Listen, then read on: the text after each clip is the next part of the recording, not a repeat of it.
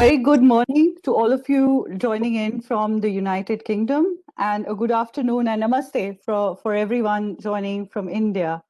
It's a glorious day here today, not too rainy, not too sunshiny. And the topic here that today we're discussing on behalf of the Confederation of Indian Industry and my take is something that we kicked off a few weeks ago. You'd remember, some of you who have joined us before. We're discussing the environmental responsibility. So today's discussion is all about, is there a planet B? It's a very, very thought-provoking question that, many of us have asked. Is there a plan B for our planet? Very, very important question that not just us, but our next generations are going to ask. So today, I'm joined by my dear friend Srinath, who's the chief mentor at MyTake, who will be discussing some very, very important insights from representatives across Indian industry, the British industry. We've got experts who've done and delivered certain difficult, experiences of having committed to the environmental consciousness within industry. Often industry is accused of not caring enough, and often industry is vilified for causing all the troubles that the planet's going through, being the main, culprit of causing havoc with the environment. Now let's dispel some of those myths. It's actually also the corporate world that is taking the first step in making sure that the aspirational net zero commitment, that everybody's talking about today, is fulfilled. So without further ado, on behalf of the Confederation of Indian Industry and my take, we're going to discuss the environmental landscape, in India, and look at understanding the E of ESG, the factors, the risks, the opportunities, and the trends. Without delaying further, I'd like to welcome Srinath to introduce the panelists and also to kick off the discussion. Over to you, Srinath. Thank you, Lakshmi. It's a wonderful gathering again, like last time. And we have a wonderful set of experts who are actually practitioners and not just theorists. That's what makes this panel very, very unique. These are people who have spent years in actually delivering what they're going to share as learning today. And these are none of those are textbook techniques at all. So let me introduce, we have Seema Arora, who's the Deputy Director General and Head of Sustainability from CII. And she, from our role, has seen transformation and what ESG, and especially E, means to the Indian corporate and the largest stakeholder. Then we have Sam Baker, who's the lead for Goal 13 Impact Platform and a partner at Deloitte in UK. And he's been serving clients, especially in this space, and he has tons of knowledge and experience to share. Then we have Anubhav Gupta, who is the CEO of the Vikhroli projects for Godrej Properties and the Chief Sustainability Officer for Godrej Properties. Again, he's somebody who in his career has seen multiple geographies and in India, and there's a huge amount of, I think, the range that he would be able to attest and share his learnings. And Bose Varghese from Infosys, he heads the green initiatives. And again, an important aspect of the service industry, especially in the context of digital transformation that the world is talking about as we move into the fourth industrial revolution space. What is the context of the environment and what does it figure? How does it figure not only in the balance sheet or the annual reports, but in day-to-day living? So without much ado, I welcome all of you and thank you for your time, much appreciated. And the context that I want to lay out before I open it out to the speakers is this. ESG now seems to be the new buzzword, and I'm using the word buzzword because there's almost as many seminars as are days in the calendar nowadays. Everybody gets invited to speak something on ESG. And it is just like what I think probably 30 years ago, we used the word called strategy in our management schools or corporate world. Everybody said, oh, I need a strategy. And I think ESG is a new buzzword. However, very honestly speaking, leading corporates and responsible corporate citizens have been passionate about this cause for long. If you look at traditional Indian culture, ESG, if you break it up, has been in our DNA as well.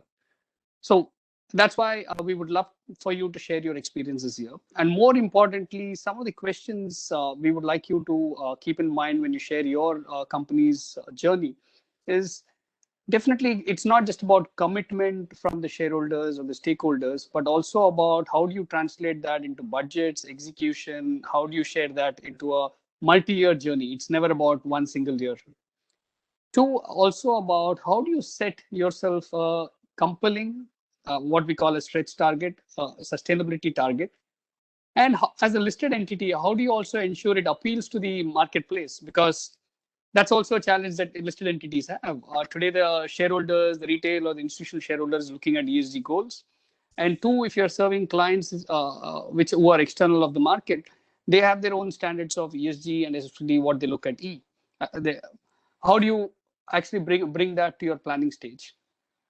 And very, very important context of some of the ESG risks in your own industry and how do you manage them? Because ESG is not standard for every industry. There are very, very different ESG risks.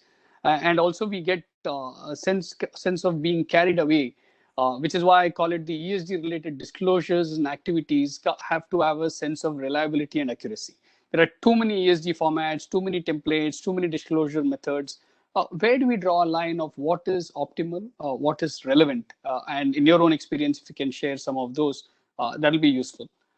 So as we say, tell our kids, sharing is caring. And thank you for sharing your experiences today. I mean, it shows that you care.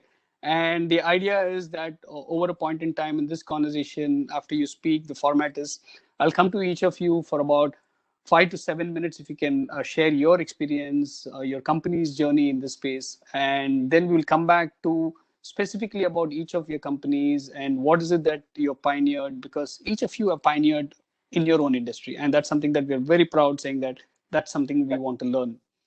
So if I can actually invite Bose from Infosys to start this off, an IT company, people say, what does an IT company got to do with E? Is it planting more trees or keeping more green space in the campuses? Or is there much more than that? Over to you, Bose. Thank you so much. Good afternoon, everyone. I'm very happy to be a part of this important discussion. As you said, ESG is the new term for what we traditionally call sustainability. Infosys as a company has a long legacy of sustainability. We started our corporate sustainability program way back in 2008.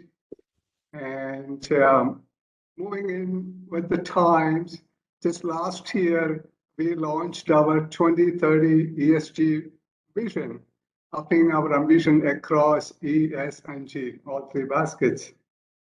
And at the highest level, at the board level, we also set up a ESG committee. Then we have at the leadership level, there is an ESG council, and it's fully integrated all the way down to the execution team.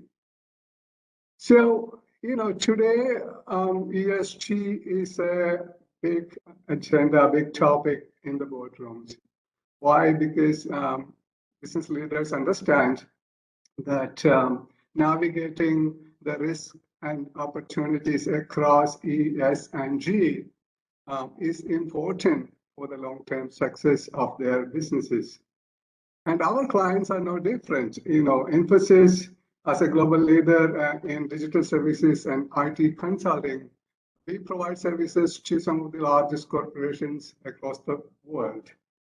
And during the beginning and all the way through the execution of projects, they keep asking us a lot of things about our own ESG program.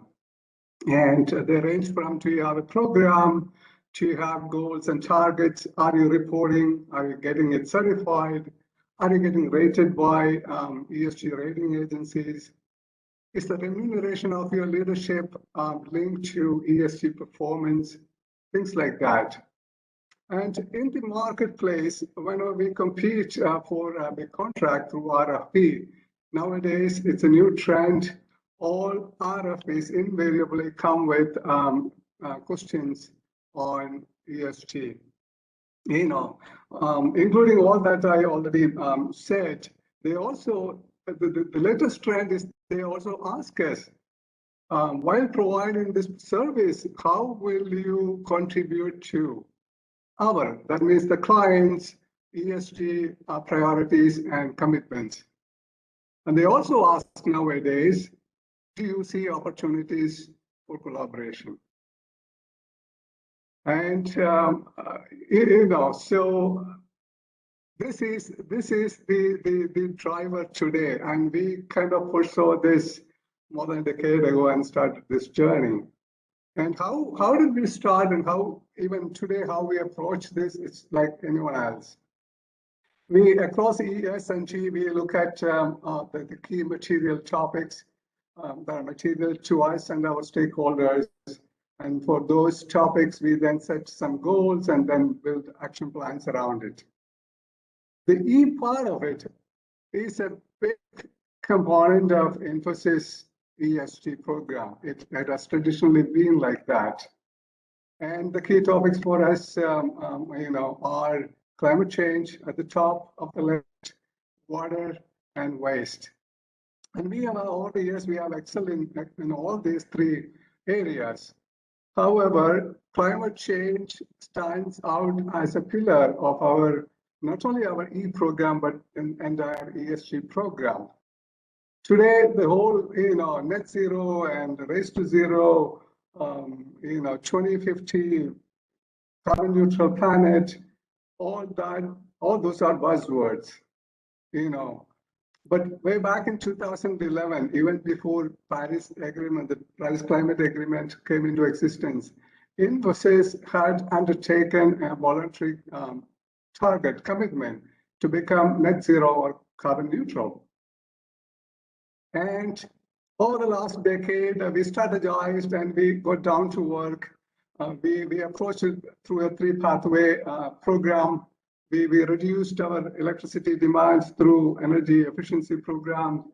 We transitioned to renewable energy to take out emissions from the electricity component. And, we used, offsets created through our own offset program to address any leftover, any emission that we couldn't avoid. Yeah, and through this, last year, in financial year 2020, Infosys turned net zero, or carbon neutral. That's again a whole 30 years ahead of 2050, the timeline that people are looking at under the Paris Agreement. And along this decade-long journey, we crossed so many milestones and achievements. We reduced our per capita electricity consumption by over 55%. We invested in 60 megawatts of solar capacity. And today, nearly 50% of our electricity comes from renewables. We have 26 million square feet of office space that is LEED Platinum certified. Through our own offset program, which is fully funded by us, community-based, nearly 120,000 families are directly benefiting. And these projects are, touching upon 11 of the 17 UN SDGs. And, in 2017, we set an internal carbon price.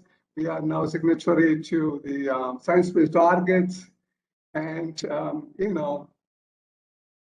with our successful carbon neutral program in 2019, the United Nations awarded us the Climate Action Award for that year. So this has been a pillar of our action. And I think today we are acknowledged as a global leader in climate action. And as we look around and see other companies, we hope they find inspiration from this. Today we are able to provide our clients, emission-free or zero carbon services. We have a group we have employees that are inspired and by what we do. And, we have even taken our capabilities in this space as a client offering. So it has really helped us deal with the whole risk and opportunity side of, climate change. So looking ahead, I can only say this to the folks listening. You know, this is ESG. Everything under ESG actually is going to be so important.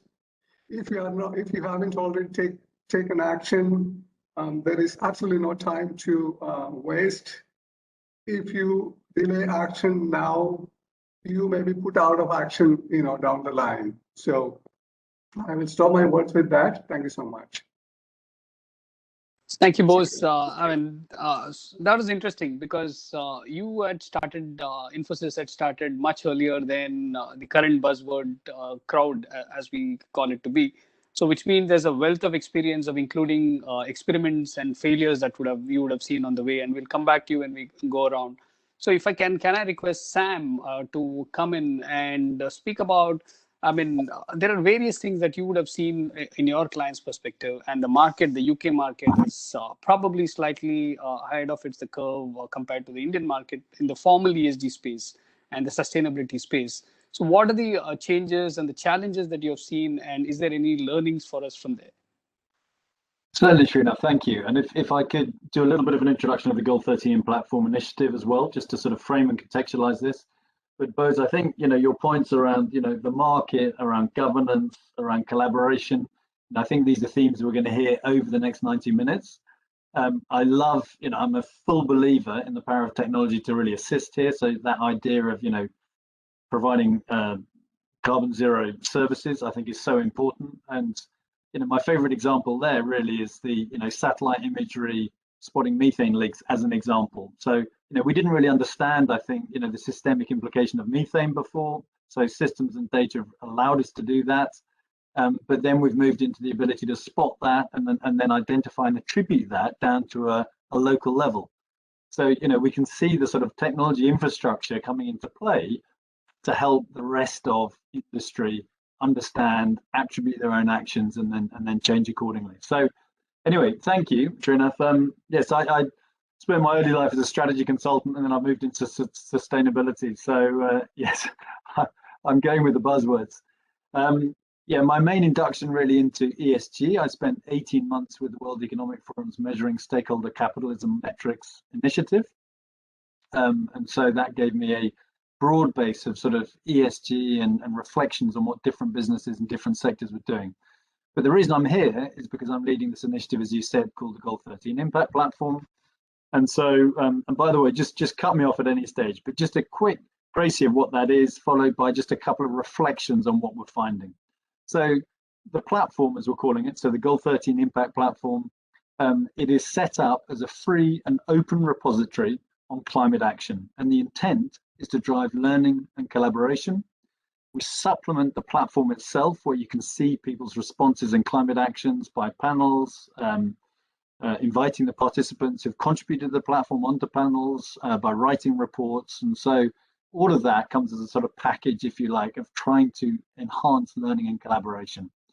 And this really covers both mitigation and resilience, albeit most of the responses to date have been around mitigation, or most of the focus.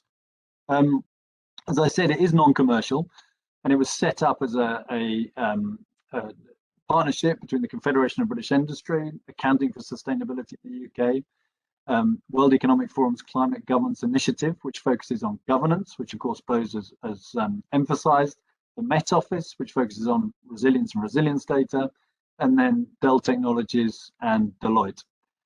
But this is supplemented by strong partnerships within different countries. And so we've got Confindustria in Italy, very important because they're hosting the B20. And then, of course, in India, we've got CII, but we've also got the British High Commission contributing as well. So this has really been set up in order to elevate stories prior to COP. So all eyes are on COP. We're trying to build volume on the platform in the run up to COP to make that as powerful as possible. And I think the reason we set it up, why do we think this is important, is because as you already said, Srinath, there's huge amounts around, targets and commitments, and very often those are a long way out.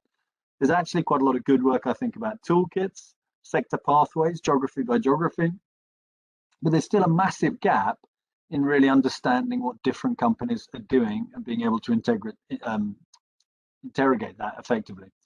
Part of that is, again, a theme that you've already mentioned, is a lack of standardization. So, going into one sustainability report, looking at another one, it's onerous, and it doesn't necessarily give you a sense of what the most important things are. I think the Carbon Disclosure Project do a fantastic job, but that is, significant investment to contribute. But it's also, proprietary, and it's got a assurance element to it. Comprehensive reporting and assurance element to it. Ours is not that. Ours is a top skim of the stories that organizations want to tell about themselves, which might benefit others. That's what we're trying to do. Yeah, as I say, the sort of the value of the platform obviously is about the number of people who've actually participated. So we've reached out to about 300 organizations so far. We typically get about a 20% hit rate of people who are interested and want to participate. And we then follow up those who are interested with a structured interview. We then iterate it with the organization to make sure that they're happy, and then we publish it. And that iteration can be onerous, because everybody's got compliance departments, etc. But that's a very important part, because that attribution, so calling out a company against the initiatives, then allows other people, of course, to follow up, and that's what it's really all about. So if I stand back and say, well, out of these 330 interviews we've done so far, these outreaches, these panels and reports, etc., just a couple of sort of headlines, I guess, in terms of what are the demands on companies, and I think the first point is the demand is a response. So, whether it is the customers, and both you talked about your customers, demanding, insight and an understanding of what you're actually doing, even possibly just to get on a supplier list, they are demanding a response. What are you doing? Give me some, specificity around that. That might mean competitive advantage. It might mean you don't even get to respond to the RFP if you don't meet that. And then we're also seeing that in the consumer market.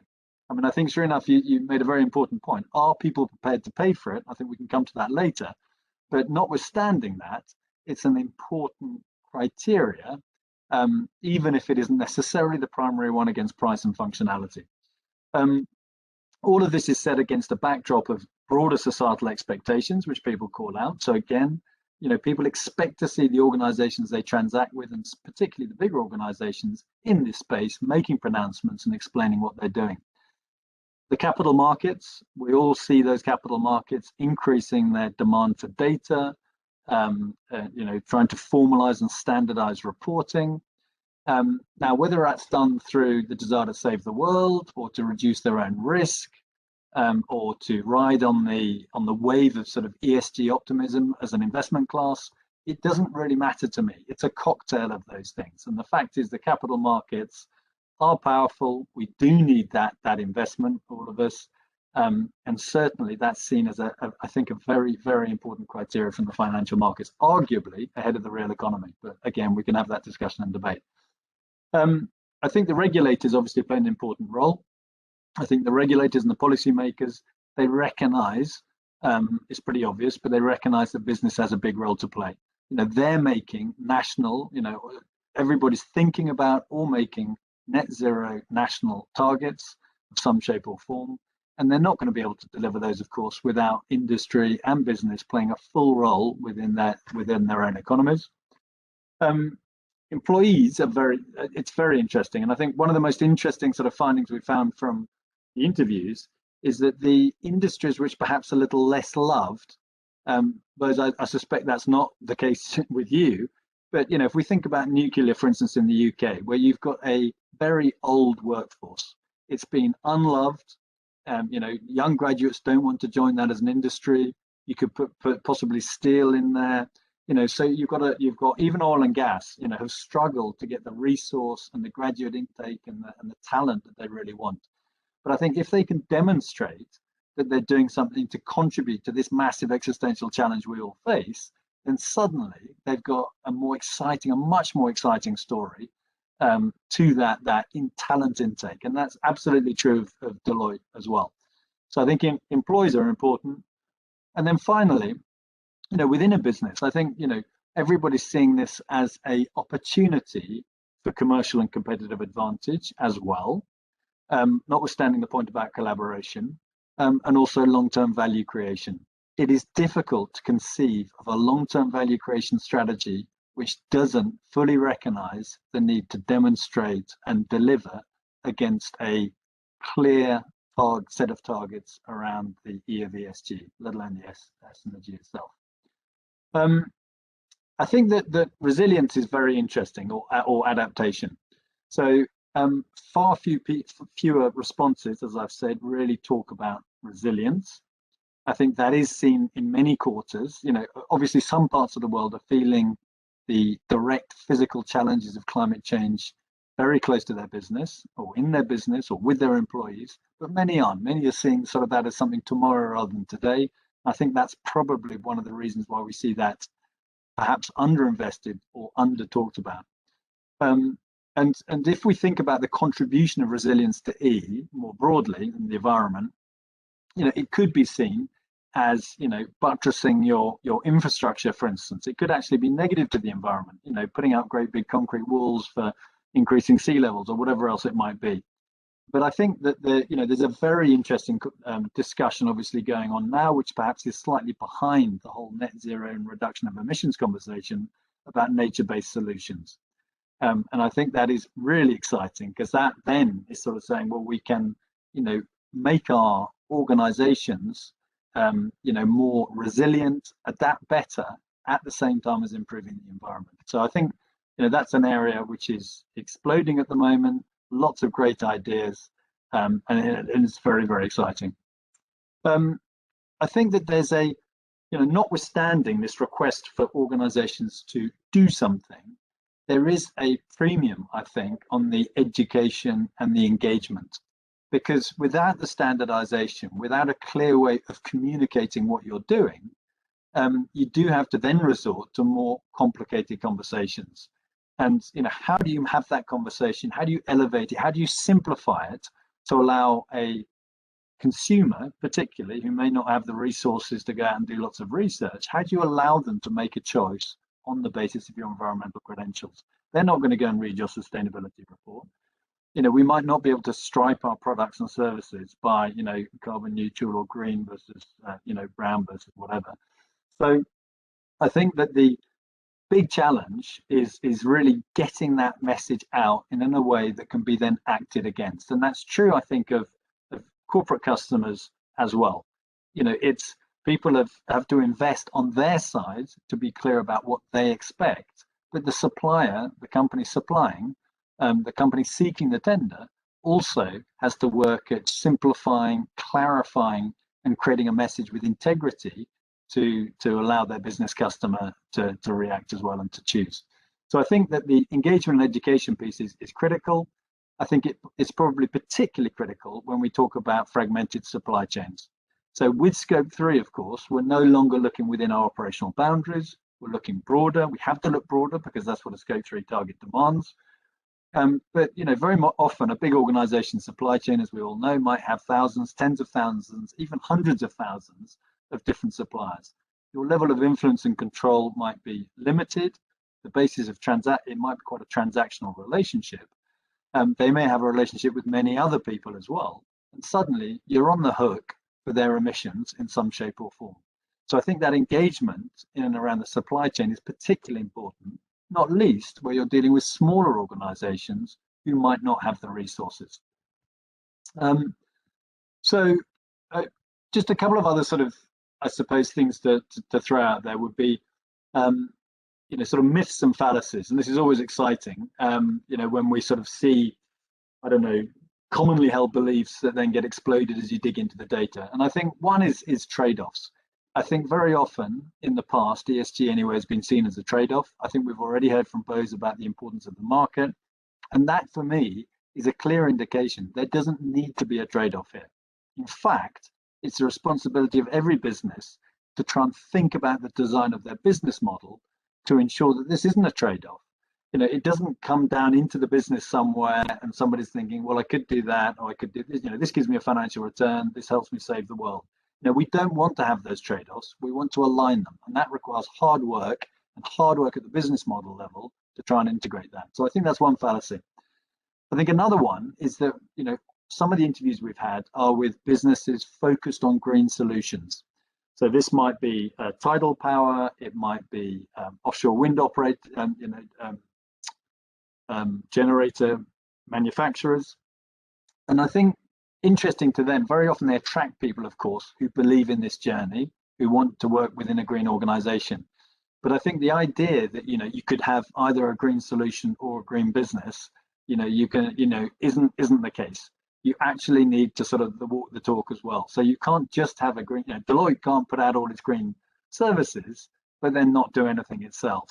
You know, even if you're building wind turbines, you're expected to think very hard about the manufacturing, the end of life cycle, what do you do with the blades, et cetera, et cetera. So I think that's a complexity. It could potentially slow the market in some shape or form, but I think that's very important. And I think then designing in the e-journey right from the beginning is really important for those perhaps younger businesses or businesses within businesses focusing on green solutions. And another sort of, if you like, maybe fallacy or trap to fall into is to thinking it's all systemic. It is systemic. It's a systemic challenge. We need all parts of the system to work together, be they governments, businesses, consumers, you know, citizens, civil action groups, etc. But that does not mean that we've got to wait for the system to move. Because if we do, you know, we're all going to be waiting for the system to sort itself out until we can then operate and play within. And so I think whilst to conquer climate and global warming, of course we need a systemic change. There are so many things, and we've already heard some of them from Bose, and we'll hear from others later, so many things that can be done now to begin to contribute. But it does mean that point about collaboration is critical, because you want to do something that you can do, possibly within your operational boundary, but then you do want to engage more broadly with the system to make sure that your plans are fitted into a context which is moving at the right speed and with the right urgency. So just a couple of final concluding points, Srinath, is I think there's huge read across sectors and across geographies. You know, it is so exciting to me to speak to an Indian company and then think, wow, they should speak to the company we've just spoken to in Blackpool or whatever it is in the UK. There's so much, as I said, read across, energy, cross-learning, and cross-sector as well. Of course, there is sector specifics, some very, particularly industrial processes, there's less of a read across there, but much of the rest of it, particularly around, you know, communication, supplier engagement, you know, governance, et cetera, these are things which can be lessons learned across a broad swathe of organizations. And that for me creates a hugely optimistic tone, because it means that we can actually move, I hope, to, you know, a sense that we're all in this together and we're working together, and it's not all about competing in a very narrow segment against each other to grab market share. The second, I think, is that the not just gives collaboration at a premium and it's important, but I think there's a massive opportunity, there's a massive motivation and excitement around collaboration. I think people see that the guards are down on this. The desire to communicate, to reach out, is greater than it has been before on this particular topic. So not only is it important, but I think there is that opportunity as well. What else would I say? I think just to end up with, I mean, I do think this is hard. It is very difficult. There's, you know, net zero targets very often are being put out there without knowing how you get to the end. You might not even have a full plan for the next 5 years. So it is really difficult. Collaboration itself is very often difficult to really get good results from. But I think there are lots of things working in one's favor. That might be policy, government policy setting. So I think in the UK, you know, calling out the end of the sale of internal combustion engines by 2030 is a huge helping hand for all of those in the supply chain, in terms of reducing uncertainty, putting a time frame on it, and allowing people to work towards it. So I think with that, Srinath, very happy to engage in the debate later, but there's just a couple of reflections from my experience, which I've thoroughly enjoyed running this Gold 13 Impact platform. And I just very much encourage, you know, anybody attending to reach out, and please let us speak to you. Let's get you on the platform, and let's work on this journey together. Thank you, Sam. I mean, that was useful, and it's a detailed context as well. And I think there is a lot of cross-border conversations which are possible with the learnings. And with this, I want to bring in Anubhav. Anubhav, Godrej Group has been pioneer in the ESG and all the three spaces, if we look at them as individual vertical. And Godrej Properties, especially in an industry which is known for brick and corruption, if you can use that phrase. And somehow Godrej definitely steered away and has a unique premium and a name for quality, reputation, governance across all the ESG space there. Uh, Take us through some of those efforts of how did you deal with that brick and corruption aspect? And especially in the sustainability space, you deal with families. Buying a home is an emotional decision very largely, especially if they're going to live in that space.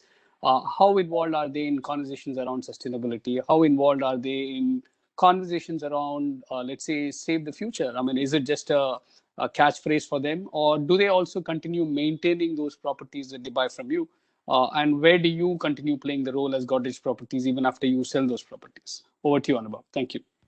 Thanks, Srinath. Good evening, everyone. Thanks for having me on the panel. I just want to say I was actually relating a lot to what Sam was saying, and it's, at least in our industry where the value chain is quite fragmented in India. Also, these myths and fallacies that he talked about, trade-offs especially.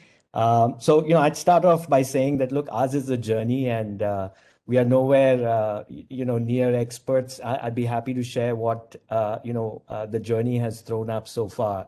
So just some data points. Real estate obviously is one of the highest, from a resource consumption point of view over its life cycle, one of the highest, one of those sectors which is a guzzler. 40% of the world's energy consumption comes from real estate, 30% of the raw material use, 33% of GHG emissions. And it's a daunting task just by virtue of being in real estate. Sometimes from an environmental point of view, you're the antichrist already, right? On the social side, at least in India, it is probably, I think, the second largest employment source. So it has a very big impact on livelihoods and lives. Therein, I think, or we think therein lies the opportunity, right? The fact that, this impacts so many people across the ESG space. And we're very happy to be trying to contribute to this journey. What has interestingly happened is, at the top of the value chain, there has been a sustained investor focus. And, at least a lot of the foreign institutional capital that comes in real estate, they're looking at ESG performance of the company. So there's a motivation or as it were.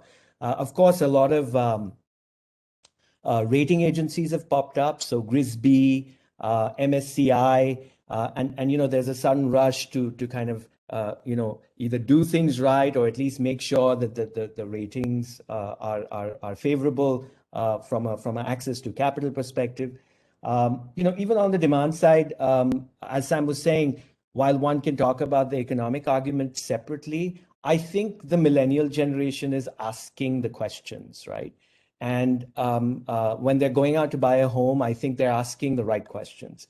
We still don't have evidence if they're willing to necessarily pay for it, especially in real estate, because when we put in this infrastructure, a lot of the benefits come after we've exited already, right? So both our ability to influence the fact that it's used properly and the fact that the benefits have been realized is somewhat of a challenge. Coming to us as a group, we're 124 years old, and I believe it comes from the very top. I came back to India about 8 years ago, and I'm very glad to be working with this group because sustainability and the environment has been a personal driver and a passion for me, and I believe it starts from the very top. Our group at the conglomerate level has, among other goals, three big goals, right? We want to be a water positive company, we want to be carbon neutral, and we want to minimize waste to landfill. And all of this percolates down to the different companies that are within the Godrej Group. Godrej Properties obviously is no different. And by virtue of being in real estate, like I said, instead of being the big bad gorilla in the room, I'd say we're the ones that have the biggest opportunity to make an impact. So sustainability is part of our company's core mission. I think me being me, over the last year, we've now managed to get our top management, both on the functional side as well as the P&L side, to have quantifiable goals in their goal sheets, which are assessed every year. This talks a little bit about how do you get this stuff done, right? At various levels. So while capital might be a motivation, well, how do you operationalize this stuff, right? We've been founding members of the Green Building Council in India. We started with looking at our products and the green building certification strategy, right? So they have base, silver, gold, and platinum. Since 2013, we've mandated that every building that we do will at least be silver rated. We're trying to do more gold and platinum rated buildings. In Vikhroli, where I work, every single building is a platinum rated building, and including our office spaces and stuff like that. We try to look at sustainability from a 6P framework. It's a little catchy, and again, a lot of this is about getting people bought into this stuff. So we look at people, process, products, partnership, profit, and planet. And I mean, it's fairly self-explanatory what these things might mean, across the value chain. We have now, over time, figured out that it has to be a life cycle approach, because earlier we were certifying the buildings and we thought everything was fine. And, we later found that none of these or these equipments were not even being serviced properly after we'd left. So now we're trying to figure that out, how to make sure that even after we're gone, should we have an FM strategy? Should we be involved? Should there be a mandate? Things like that. Today, close to 90% of our portfolio is green. We have legacy projects where we're trying to see if we can retrofit, the older buildings. We're trying to get better in terms of, hopefully I can say in the next meeting that our base mandate is gold. This year, happy to share that we are water positive. We are carbon neutral, but only across scope 1 and 2. As Sam was saying, scope 3 is a whole different ballgame altogether. So we're looking at science-based targets there. We're looking at trying to figure out how the hell do we actually, tame this beast. And it's very interesting, right? That brings us to what our strategy is. On the one hand, we're looking at baselining our own footprint. So how much can we reduce in our own operations? And what is the best baseline for that? A, in real estate, B, in real estate in India, given the, the value chain. And on the other side, with offsets. So, I also work in CSR. So a lot of our CSR work is focused on sustainability. So we've done, we've been fortunate to do some really great projects with local government bodies like NABARD. We did a project in Bede. It's a watershed project, and it's been very successful. We were able to sequester a lot of carbon. We were able to, even on the social impact side, we were able to do a lot of good things. This year in particular, we are trying to tackle waste. It is sort of the very non-sexy part of the equation, if you may. And, it's been a real journey so far. I mean, even to get an idea of where our waste is coming from and going in the country is a black box. And it is an efficient market. So again, we're working with the IITs, we are working with government bodies, first trying to just baseline this stuff, right? Like what exactly is happening. We like to prototype a lot of innovations, some of which are successful, and we scale them. So we've innovated on each one of our projects. Things like, urban farm, that has been one of our successes. We said we're going to do landscape. So why just do a lawn? Could it be productive landscape? Could it engage the community? Things like that. We've done some solar-powered street lamps. We've looked at using home automation in interesting ways for measurement. How much water you're using, how much electricity you're using, can you regulate it, to show by measurement, And I think advocacy is a big part of this, both from an industry standpoint as well as from a customer standpoint. On the industry side, we've got together with like-minded other developers, the Tatas, the Mahindras, with IFC, to kind of trade notes, to try and make a larger influence, because together our portfolio is fairly large across the country. So, if we can trade notes, if we can kind of together make an impact, we feel that is something that would be good for the industry. On the customer side, this is one of my favorite parts, because on the one hand, I'm quite passionate about demonstrating the economic argument of this. I always say that Indians, when they go out and buy a car, they'll say, "Kitna average degi?" But sorry, Sam, they'll ask, "What average would this, to a gallon will I get on my new car?" But somehow, they'll buy the biggest ticket item of their lives, whether it's a home or building or office space, and no one's asking these questions. So I'm personally very passionate about trying to do that. We've piloted some ideas like a sustainability manual to give to our customers. We're talking to home automation companies, instead of just switching on and off the lights, we're talking to them about, well, if you put on the air conditioning for this long, what is your consumption? How much did you contribute to, emissions, and so on and so forth. So, I think it's a slow burn, and it'll take some time. We often get asked, why do we do it? Well, simply put, we do it because we think it's the right thing to do.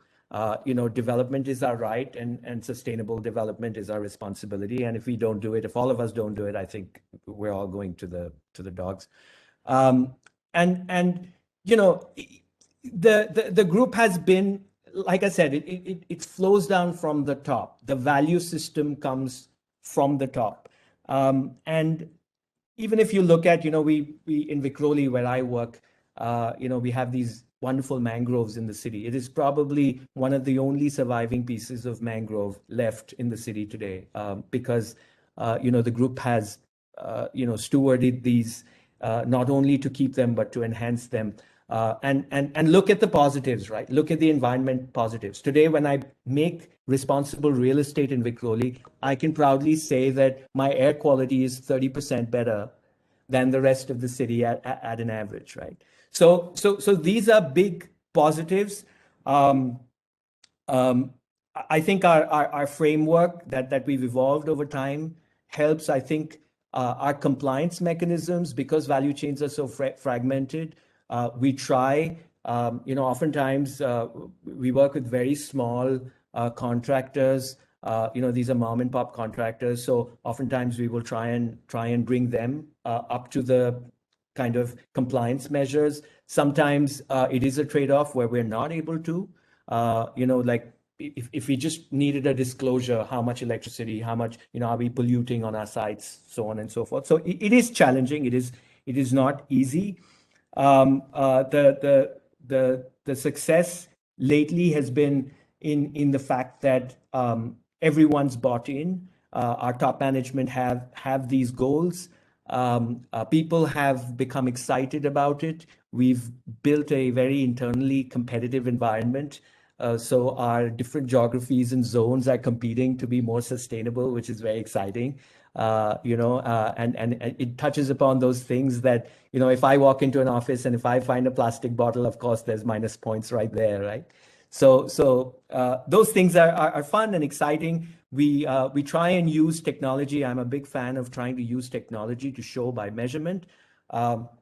So we've done these dashboards, which help us monitor. Again, data is a little sketchy. It's not always great.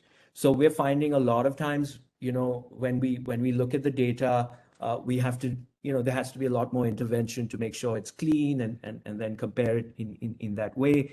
We're trying to use existing certifications which have typically not been deployed in real estate to adapt to real estate to bring compliance, if you may. Whether it's health and safety, whether it's ISO certifications, just to get the base hygiene going.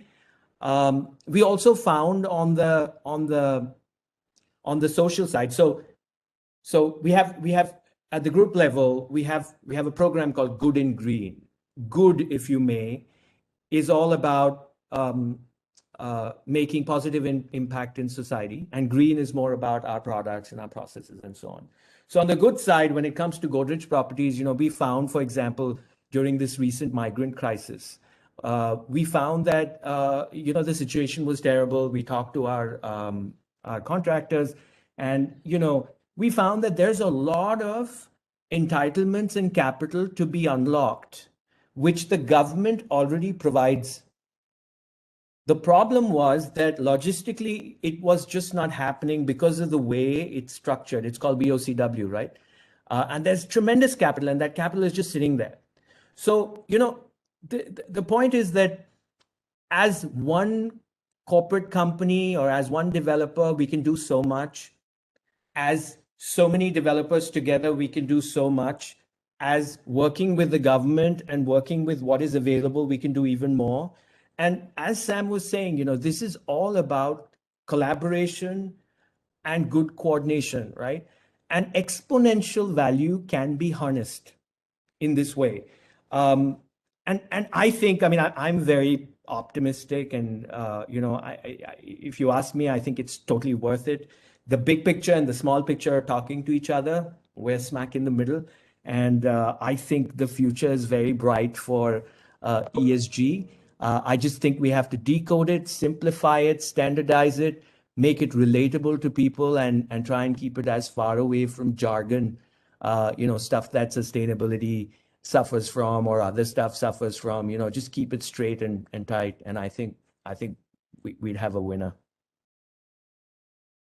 Thank you, Anubhav. That was fascinating. And we're going to come back because there are some audience questions we've already started receiving. And for all the others tuned in, if you can actually post your questions and we will take it up with the panelists.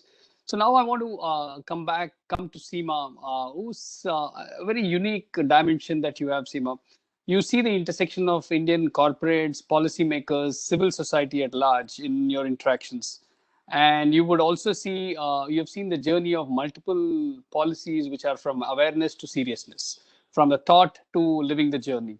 Where do you think sustainability is in the Indian context? And if you can give some perspective about the CII's own journey in sustainability, and how do you handle the Indian corporates? Over to you, see. Thank you. And good afternoon. Very, very interesting perspectives. Delighted to be here to and share some of my thoughts. To share the evolution of what CII has been doing, I will take you back almost 30 years, because that is when CII started working on sustainability. Right at the time in the run-up to the Earth Summit, 1991, we started this journey in CII. I don't even know if anyone here was a part of that journey. I can't remember. We had our members who were a part of our journey, and that they actually catalyzed our thinking around environment. We had champions within CII who said that this is important. And you can imagine a mainstream industry association in 1991 talking about changing course towards sustainable development, writing a publication, talking to our members, featuring case studies, and also going up to the Earth Summit submission with the Business Council for Sustainable Development and saying, this is how business should actually be looking at sustainable development. High point in our starting of our work in CII on environment. Very exciting. And we all as a team, and I had just joined CII in 1991 in September, and this was my first job, and it remains one of my most important jobs even today.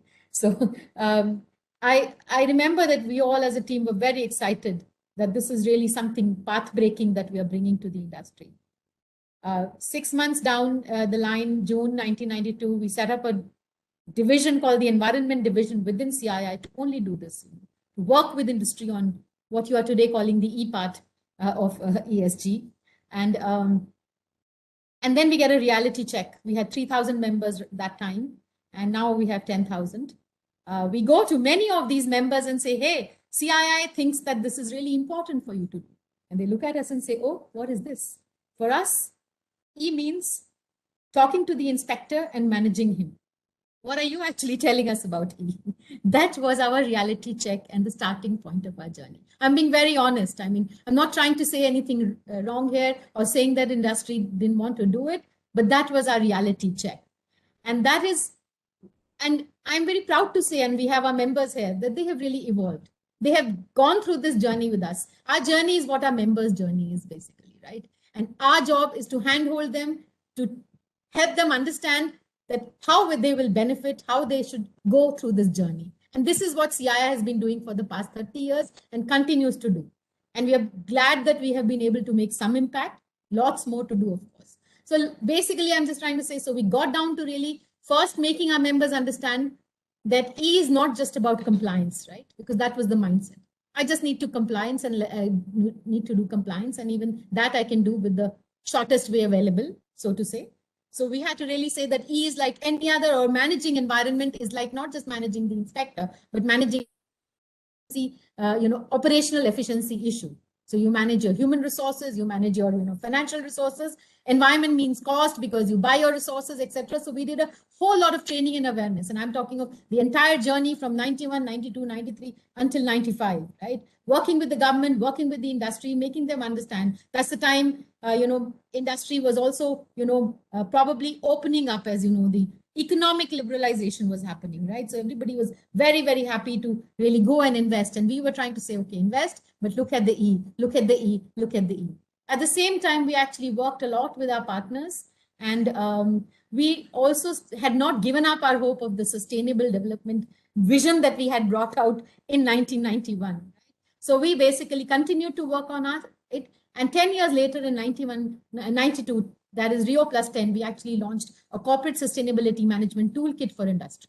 Now I'm talking of 92, we talked of corporate sustainability management. Again, the company said, oh, we don't even know what you're talking of. You've taught us the management systems, the ISOs and everything. We're happy with the ISOs because everybody likes a certification at the end of the day, right? So that was the first step that they crossed. So we said, no, but this is beyond that. You need to embed it in your business strategy. You need to look at it like you invest. Like as an individual investor, you would have a financial portfolio of investments. Sustainability portfolio you need to have as a portfolio of investments. Short-term, long-term. Short-term, maybe today you will get the results, but sustainability is for the long-term. So don't lose sight because your growth part depends on that. Lot of education, lot of understanding. IGBC that was talked about was a part of bringing that movement into the country to make people understand that today a building and in 2006 may be very expensive. And the ROI, but you're looking at it long term. And that was a movement totally pioneered by our members in IGBC and has been very successful. 7 billion square feet and looking to cross 10 billion by 2022. So basically, our job has been to really bring the newest concepts, and ESG is also not new for us because we have been talking about ESG to our members. And in fact, we brought out a Sustainable Plus label 10 years ago to talk about how corporates should be, so rating companies on their sustainability or ESG performance 10 years ago.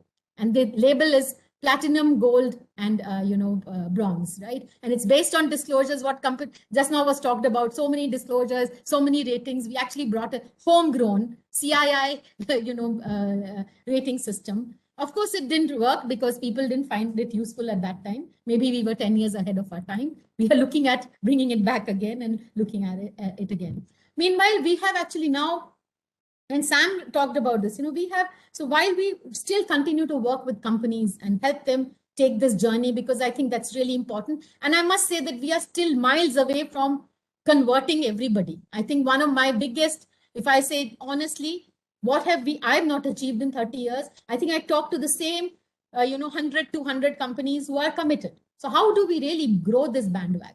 And that I think is a collective responsibility, which is why we now have started to really build in the last, I think from 2015 or 14 onwards, we actually for the last 6-7 years are really looking at becoming, and as CII and the Center of Excellence that I work in, becoming an ecosystem player, where we are actually trying to create the ecosystem for many more people to take this journey, right? And through this, we are also encouraging the collaboration, the partnerships and a site for the companies to see how they're contributing to national, global, macro issues. So whether it's air pollution, whether it's plastics, whether it's nature conservation, whether it's climate, we have these alliances and these platforms that we have created, where together companies can actually come together and say, okay, we believe together that this is the vision. So while we have our path in our companies, and we must do that, but because we are enlightened companies, we want to come together and create that ecosystem that many more people will join us, and we'll create a difference.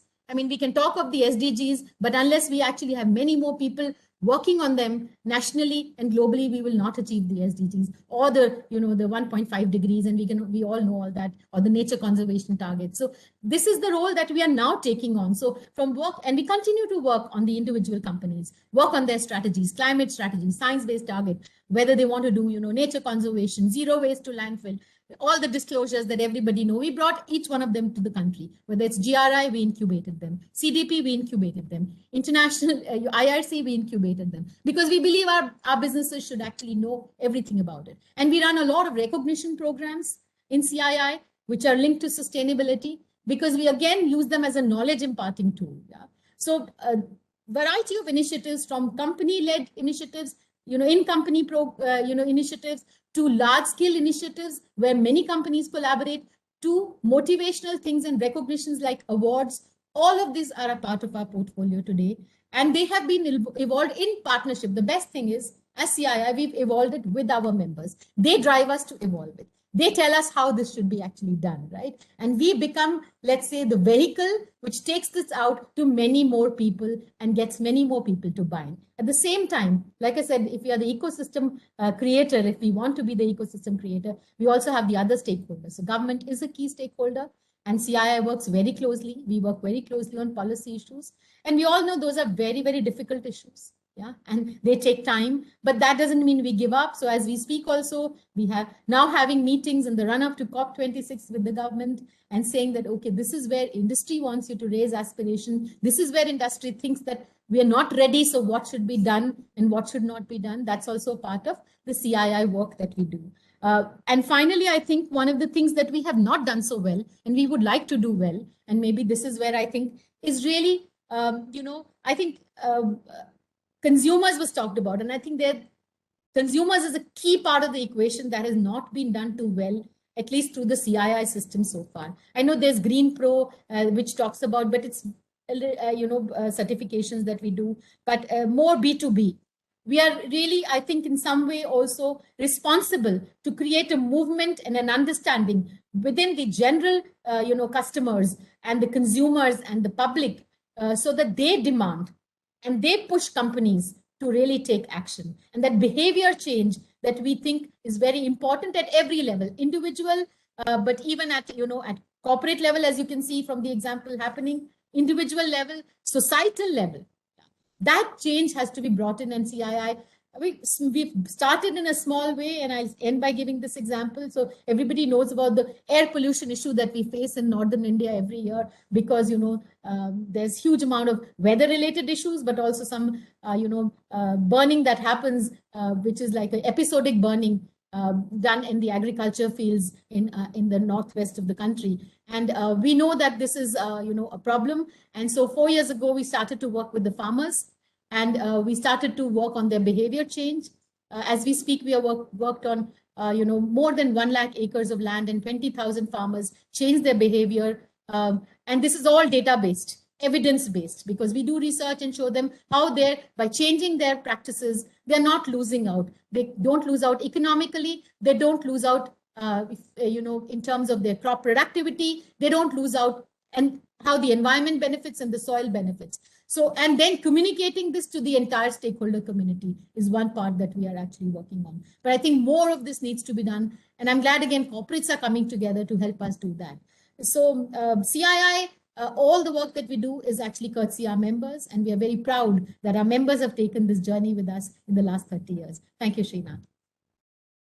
Sima, and I'll come to you with some follow-on questions. There's a question for Anubhav and Bose. Both of you actually have, we spoke about your customers or clients, but at the back end, you do have your knowledge partners or vendors, as the industry would call them. While you will take enough efforts on sustainability, what do you do in terms of handholding them, in terms of knowledge, providing them know-how, and probably at times say slightly pay them more than what the industry would pay for the same amount of material or component or service due to that? Anubhav, would you want to take that first? Sure. Thanks for the question. So, a couple of things. Like I said earlier, the value chains are quite fragmented.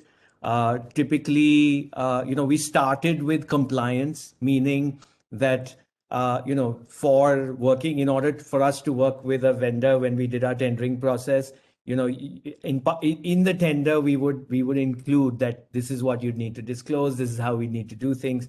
Now, some of that worked well and some of that didn't work well.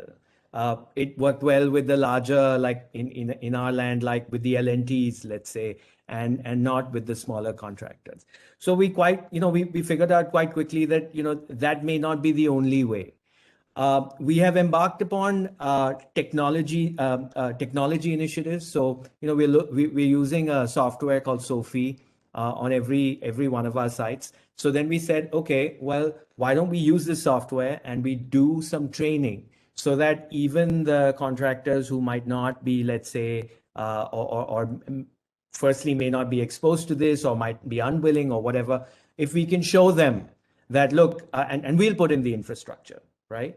I don't think this is about paying them more. I think a lot of this is about getting people to do the right thing also for a value match. We've seen in the past where parts of the value chain where it works and doesn't work. I mean, I'll give you another example. We do a lot of JV models in real estate development, meaning I will go and partner with a landowner. Now, the landowner might say, look, this is just the land as part of my part in this. Why would I want to forego, let's say, X amount of money, even if it's, let's say, green buildings, right? At an average, you could say 2 to 7% delta in cost of construction for a green building. Now, very clearly, the customer is not necessarily paying for it. So why would I do it? So, we would try and educate them, A. B, we would try and use economies of scale. So in our procurement, for example, we would say that, look, we are doing this at this scale, so the delta is not that much. I'd say it's an ongoing thing. It's not perfect yet. I think as the industry matures, as the customers want to get a product like this, as they realize what the benefits are, I think overall things will get better. Bose. Yeah, so for us, there are two aspects. As an IT company, we don't really have what we call a value chain. We provide services. Into the services that we offer our clients, like maybe a Microsoft or Apple, they use, we had conversations, they have like 30,000, suppliers offering them products and services. In our ecosystem, there is no, upstream provider comes into play in the core business. Now, on the other side, there is something unique that we do in Infosys. I think, other than Sam, most of the others would know. We build, our own campuses.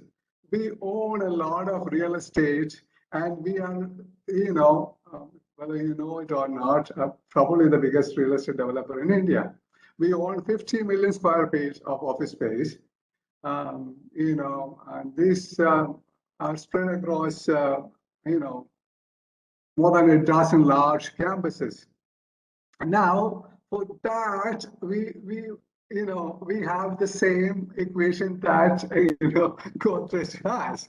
But there is so we have systems and processes in place.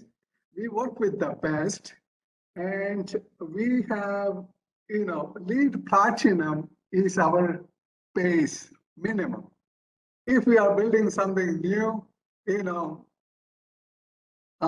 LEED Platinum is just the minimum that we have aspired for, and we get it done. That means, so in our whole design and construction, while the construction is given to somebody else, the entire material selection, the whole process end to end, rests with us.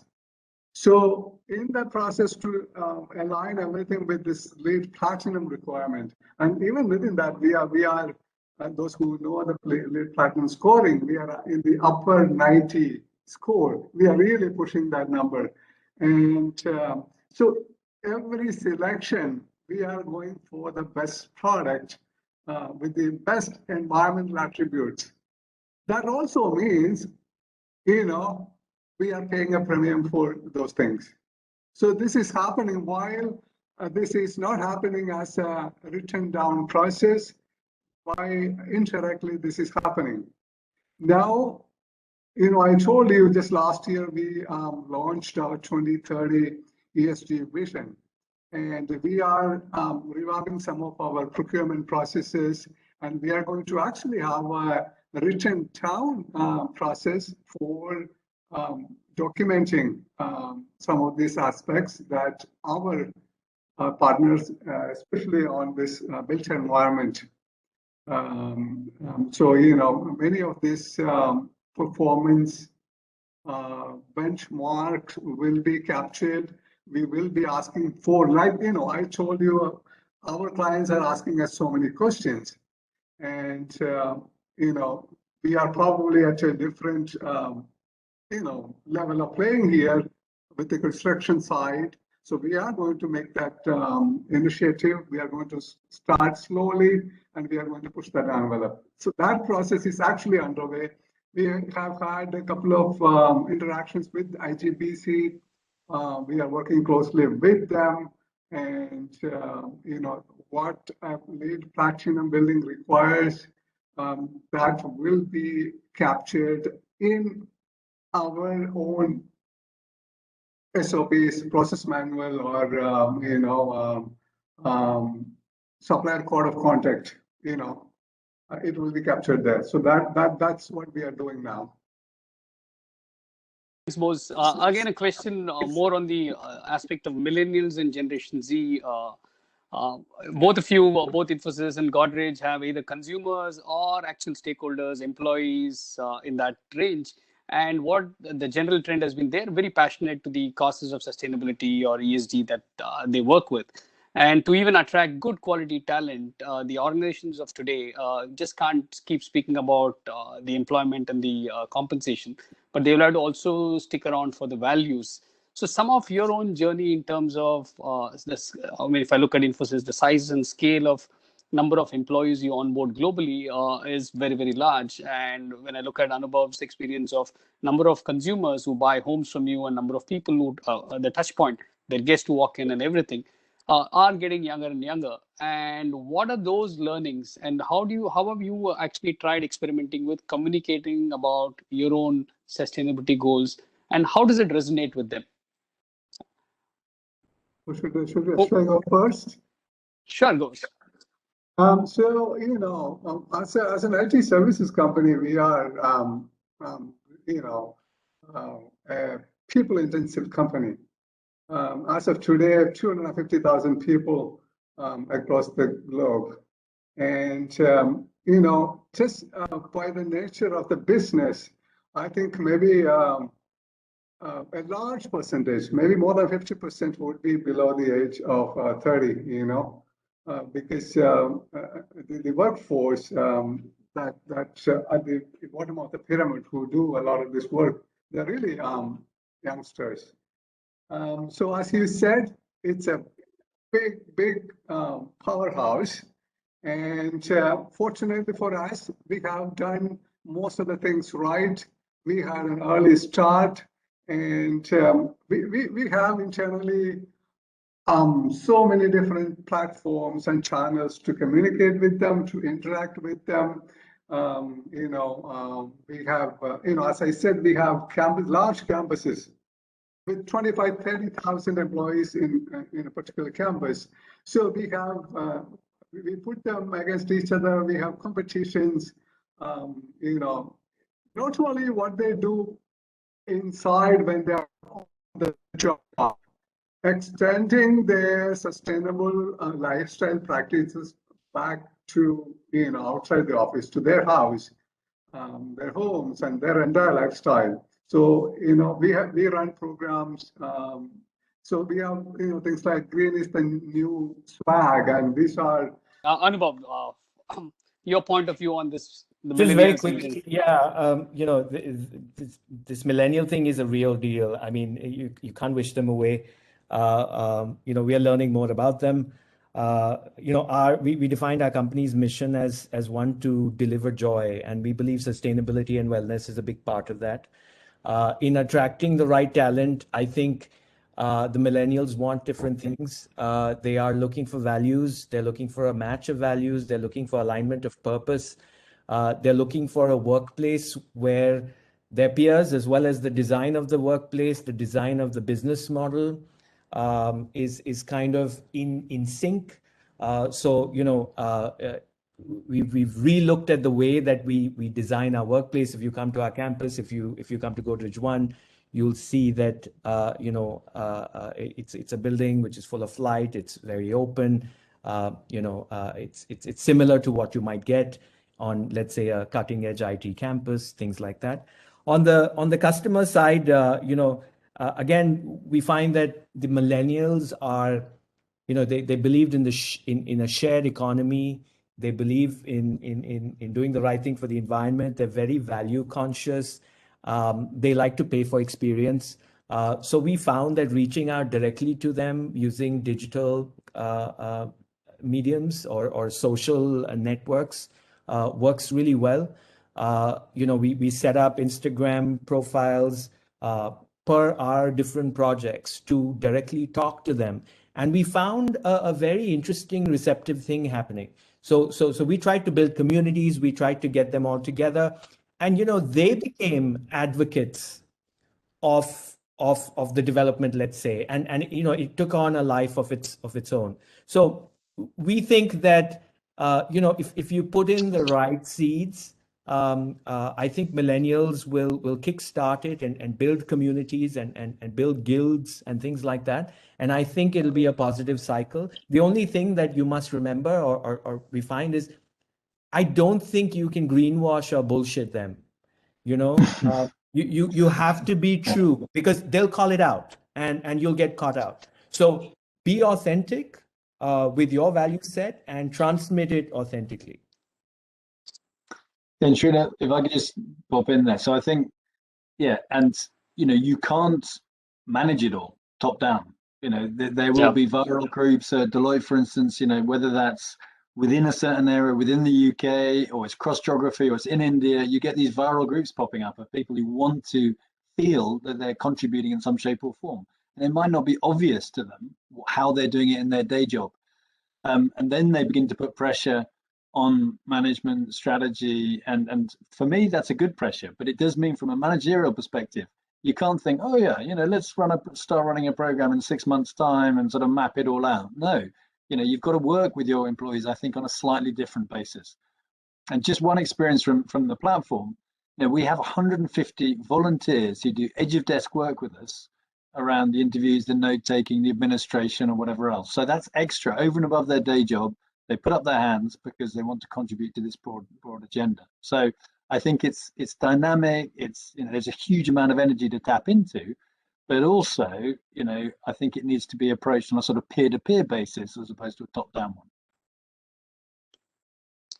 one. Thanks, Sam. So question for Seema. There are too many measures of ranking, ratings, ESG measurements that different companies are using. And just to give a context, in a scale of 1 to 7 on one of the parameter, somebody would say I scored 6. And if you go to the different service provider or the different rating agency, that 6 suddenly becomes 4. And the biggest confusion as we go out to seek global investments is we need standardization. And I also get it that in a nascent field, and I call it the formal ESG measurement as a nascent field in India at least, the early bird wants to showcase larger, better, more, or whatever the case may be. Uh, what do you think are the challenges that CII is facing in the conversations with its members? And probably this could be the forum to actually tell them the concerns without actually calling them out. What do you think? Yeah, I mean, there are many challenges, and actually, we have very honest conversations with our members one-on-one.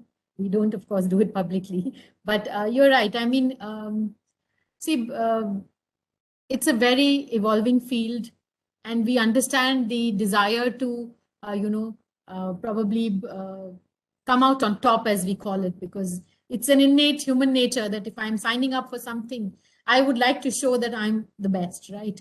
And this is a journey. So actually, the conversation we have with our members is that you're embarking on a journey, right?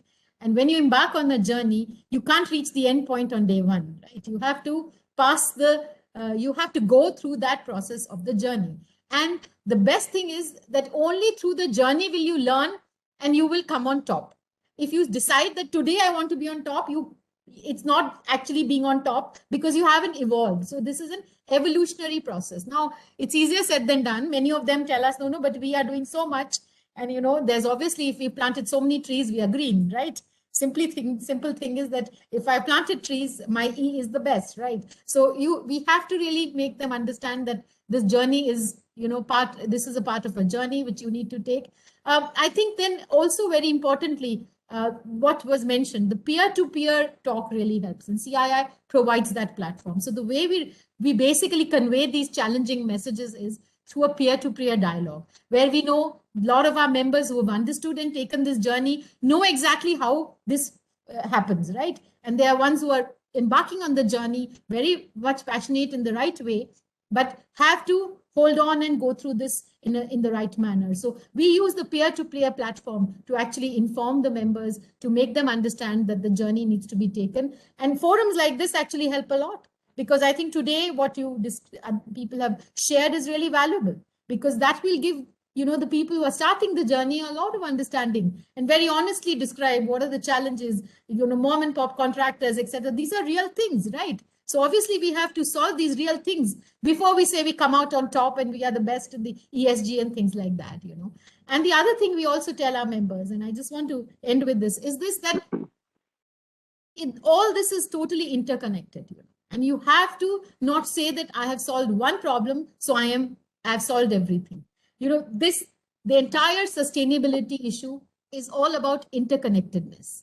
This we've learned through the pandemic even better than anything else, right? What we started to think will be a health challenge quickly became an economic, crisis, and actually is a humanitarian crisis, as we all know, right? So everything is so interconnected, and so is this whole, work that we do in the sustainability space. So it's not enough, and that's another thing that we can communicate, to be good only on E or only on S or only on G. It is the entire 360 thing that you have to see, and you have to understand the interconnections.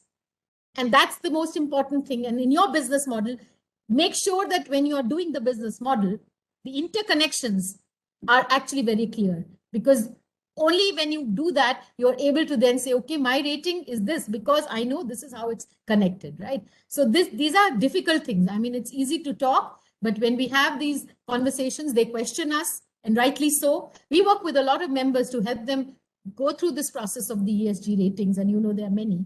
I mean, I would think that there is some convergence happening now globally. Sam would know better, but on the SASB, IIRC, all of these coming together is a good thing, because we need to get this convergence going, right? And we need to also have a common kind of a taxonomy in this sector as well, so that the understanding of what is being disclosed is also common then. So lots of challenges. We are just starting, like you rightly said. But yes, very interesting, and it's I think, like I said, places like this help people really get the confidence that they can be a part of this journey. Thank you. Thanks, Hima. I think useful context that you've placed, and I think while we surely don't have plan B for planet Earth, I think we probably will have part B of this conversation. I mean, I shudder to be the culprit who will say that we are going to now hand it over to Arindam for closing this remark, for his closing remarks. But probably we should look at part B of this chat. Arindam, over to you. Thank you, Srinath. It has been one of the most interesting last 1 hour that I've been listening to each one of the participants. And each has given a very unique perspective from where they come. Rather than just give a staged summary, I would just like to leave the discussion with certain themes that one has picked up along the way and which resonates across industries and across the various leadership positions. So the first thing, like what COVID has done, is really got the world together. And I see the same thing happening on the ESG space. But leadership somehow is becoming a very, very important criteria in this regard. We saw examples of how Seema said that they thought of sustainability way back in the early 90s. I mean, when India was just opening up and economic reforms were the biggest priority. But you had the thought leadership. I think it was Mr. Tarun Das at that point, if I'm not mistaken, Seema, who thought from a visionary standpoint that this is something and Mr. Ratan Tata. Just sorry to butt in, but it was Mr. Ratan Tata, our members who really drove us into. So I mean, so leadership becomes very important. We similarly have, like both said, that how Infosys thought and implemented sustainability things way back 10 years back. How Anubhav, you in Godrej, as one of the leading real estate companies, are doing it without having any third party or regulator bearing down on you, right? To do it, you're doing it out of your own accord, out of your own sense of conscience and responsibility to society at large. So leadership, I think, is going to be both from an industry and an ecosystem perspective, as well as internal leadership in terms of translating what are priorities into internal stakeholders. It's going to be employees, their families, everything, everybody included. The second theme I felt, which is very important, is that this is going to be a systemic change. It's not like till even last year, you had industries operating in their different silos. It's like, this is, I mean, if you select any database, you'll have selection in terms of this is manufacturing, this is service, this is this industry, that industry. But ESG brings a very holistic view of looking at a business, and almost all parts of the chain are going to be interconnected and responsible. For example, we were having a conversation that an auto manufacturer, their sustainability is really dependent on the sustainability of the suppliers, because they are effectively just putting the parts together into a vehicle. So this is going to be a systemic change. It's going to be a staged process. It's going to be a slow process, and it's going to happen in stages. And that is something that we will have to live with and evolve with that change.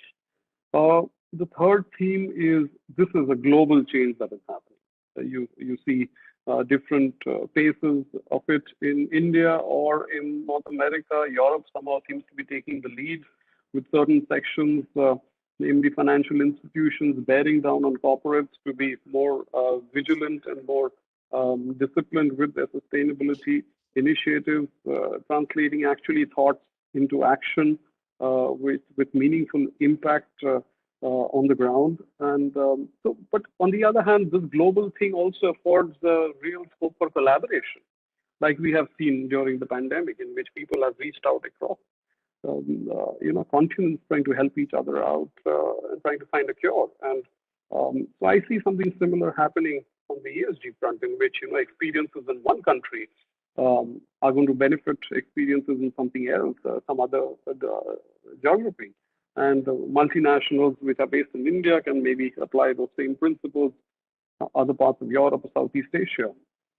The fourth theme I find very, very significant, and I'm quite amazed that a lot of you brought it up, is the demographic impact of it, in terms of, most of us started working maybe in the early 90s, when we were used to these dimly lit offices with, silos in terms of conference rooms and senior people living in cabins and stuff like that. And now you walk into a new office and it's literally well lit and meant for young people.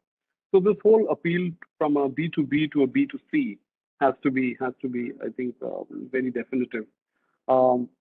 Lastly, and the most important thing is the communication piece in terms of how this whole initiative needs to be spread to the masses, more from a B2B to a B2C, because ultimately it is the man on the street who is also getting impacted.